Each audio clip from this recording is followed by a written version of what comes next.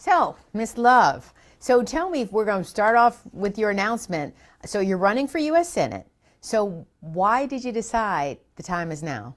Yes, thank you so much. This exciting moment in our history in Michigan and America. And I decided to join this race because representation matters. I mean, if we just acknowledge the obvious, yes, I'm a woman, and yes, I'm black, but that's not a reason to vote for me. I also represent Southeast Michigan, which is the largest economic engine in the state. I'm also an experienced lawmaker who have served the people of Michigan and delivered results. For 6 years, I went to Lansing and served during the most turbulent times in recent history in our state. You know, Carolyn, I'm not a show pony. I'm a workhorse. And that's what I did in Lansing. I got results during the time when we dealt with the Flint water crisis, when we had repealing prevailing wage, when we reconstructed Detroit public schools, the residuals of the Detroit bankruptcy, George Floyd, and by the way, a global pandemic.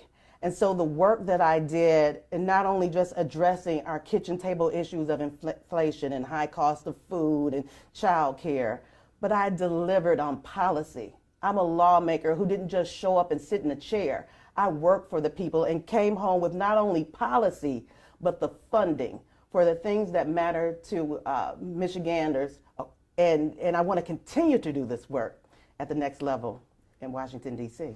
Tell me this, at a time when there's so much strife in Washington, locally, in politics, there's so much hate, there's so much bickering, especially across the aisles. But you say you can work with both Democrats and Republicans and independents, and you make it work and get it done even today? That's right.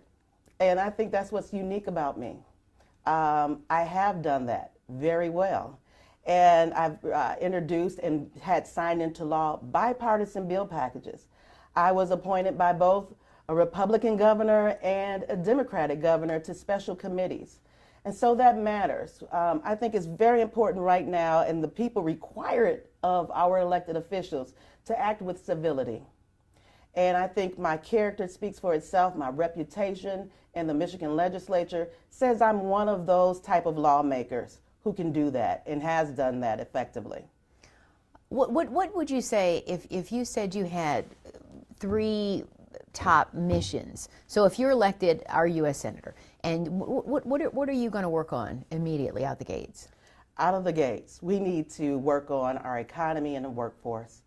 You know, our unemployment rate is down and wages are higher, but we still have less people entering the workforce. It's been a challenge for small and large businesses, not only in Michigan, but across our nation. So that's a priority that we absolutely have to address. And then for Michigan, it's our infrastructure. You know, we started investment in infrastructure, but we still have much more work to do. We still need to, we talk about electrifying cars and all of the ingenuity around electrification. Well, we want to make sure that we have a grid that can support and sustain those ideas, right?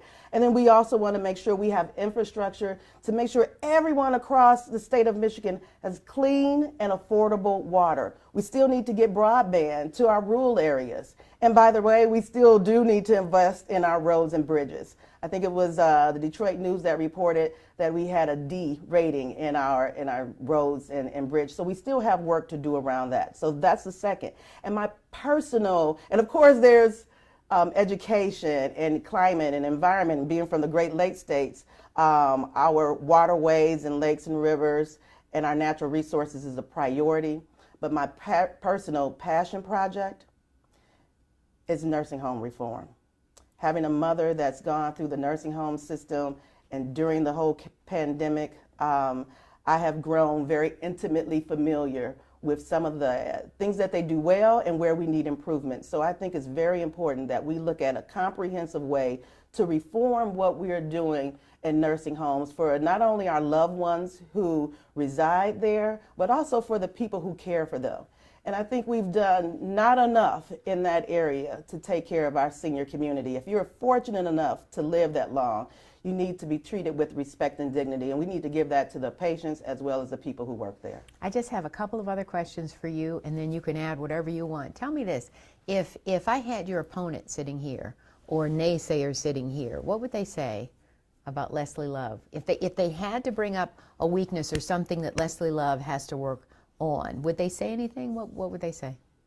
I hope they'd say, she is so great. She needs to work on getting me to join her team. You know, it's like, oh man, you know, because they want to run and they say, and I would say, you know, listen, we are all in this trying to make Michigan a better place. But the time right now is just so critical and so important. And I just think you need someone with some experience in this. And I have, like I said, I've been to Lansing and it wasn't always easy. Okay, I've been in some tough, bloody battles, and also some very pleasant, wonderful experience and first-time moments. So for a novice, a new person with just ideas and philosophies, it's a kind of high office for that, for you know, to start there. I have a lived experience. This is what I do. I take care of people. And I want to continue to do that in Washington, D.C. on behalf of the state of Michigan. So I think they'd say, I need to figure out how to join your team, Leslie Love. Do you feel like you have big shoes to fill? Oh, absolutely. I think running for a Senate in general and representing the diversity of this state. Coming from, Michigan is so unique. You know, it has its Upper Peninsula and all the characteristics of that. And then you have the big city in Detroit and all the different dynamics in between. And I think it's big shoes to fill because there's big expectations for our people here in Michigan. You know, you mentioned earlier I call it the civility, the behavior of politicians lately. I think the expectation is, how do we enter a conversation where we can negotiate and argue on the issues and not the personalities and the people? How do we move from a situation where you had election deniers and a former president who encouraged behavior that's not statesmanlike, to move on beyond that? And a society that's dealing with coming out of a global pandemic. We're now on the other side of this. It's an epidemic. And how do we as Michiganders move forward in our family, at work, in our politics? And so having a leader who's been through this experience and serving in the legislature at a time where all of this upheaval was going and making it out on the other side and still being engaged with the people, now more than ever, you need someone like me who has all the different diversity and dynamics in how I grew up and was raised by Michigan, you know? So, good. Yeah. I want to ask you one last question. Now, I pulled up your bio. You've done so much. When did you first get into politics? I ran in 2008, maybe. Okay. I remember that I ran 3 times for state representative and didn't get elected. And then on the 4th try, I did.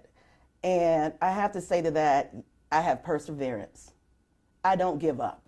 I believe in myself, and the same type of courage, faith, and belief I have in myself, I have for the people of Michigan. And so with all this tenacity and energy and enthusiasm to get it done and get it done well and get it done right, I will take with me on this journey. So I'm ready, Carolyn. Okay, beautiful. Anything else you want to add? John, can you think of anything? You want to add anything? I want to really acknowledge the historical moment in this race. Across the United States, there are several African American candidates. And I don't want it to be lost, that significant contribution, and not contribution, but willingness to participate in this democratic experiment, you know. In the history of America, we've only had 9 African Americans serve. 7 of them were men and 2 women, with Carolyn Mosley Braun and then most recently Kamala Harris. To be able to make history in this state, it's special. It's like unique. The Michigan delegation looks like the United Nations, except there's no one that looks like me or you. And so it was important to me, every choice we've made in preparing for this campaign has been intentional. Even sitting down to speak with you, doing my announcement with WXYZ was important because the first channel that invited me to do an interview on air was WXYZ. And so it's a full circle moment that I would come home to a place where I first did my interview, and I was terrified. I was like, oh my God. And so now I'm less nervous in front of cameras, and it was just this beautiful experience. And then growing up as a young girl and seeing Diana Lewis, that was the first woman on news that I identified with, that looked like me. That's who my mom and grandma watched, was Channel 7. And to see her, then her daughter come on board. And I was like, wow, legacy. And then to see someone like you who's so loving and in the community. And I said, absolutely, I want to do this with Carolyn, because what you represent and what this station represents as a true journalistic station, which we need, real journalism. And so I wanted to come back here to do this announcement for that reason, because it's important to me that the people understand the seriousness of the moment. We have to be very intentional of who will serve us in Washington, D.C. We have an opportunity now with a person like me with experience from this region who wants to continue to do the work and who loves the people. And I just want one more chance to do that.